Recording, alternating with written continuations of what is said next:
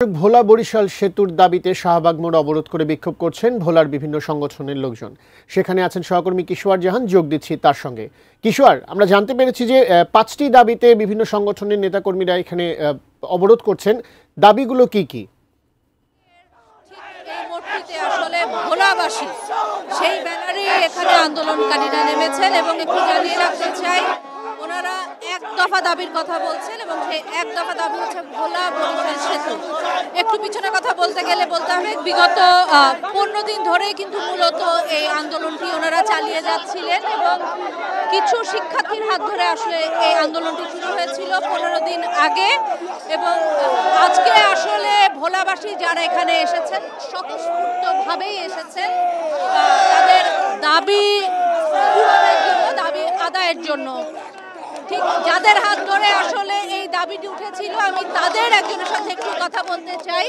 একটু জানার আছে, আজকে কেন আপনারা আসলে শাহবাগে নামলেন? এটা কি আপনাদের কোনো পূর্ব ঘোষিত কর্মসূচি ছিল?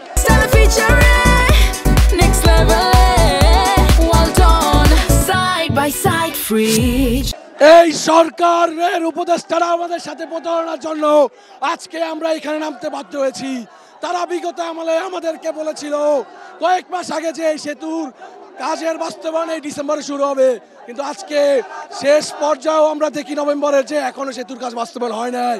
সেই প্রেক্ষিতে আমরা এই মহাবেশের ডাক দিয়েছি, মহাসমাবেশের, এবং আজকে আমরা এখানে আমাদের দাবি আদায় করে ইনশাল্লাহ ঘরে ফিরবো।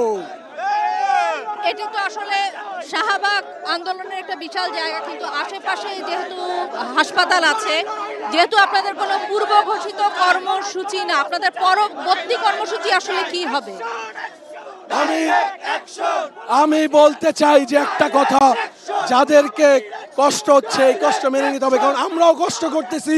আমাদের রাত 8টার পর থেকে ভোলা থেকে বের হওয়া যায় না, রাত 8টার পর থেকে ভোলা থেকে আমরা বের হতে পারি না, আমাদের কষ্ট হয়ে যায়। তাহলে আমাদের যৌক্তিক দাবির জন্য আমরা অন্যরা কেন কষ্ট করবে না?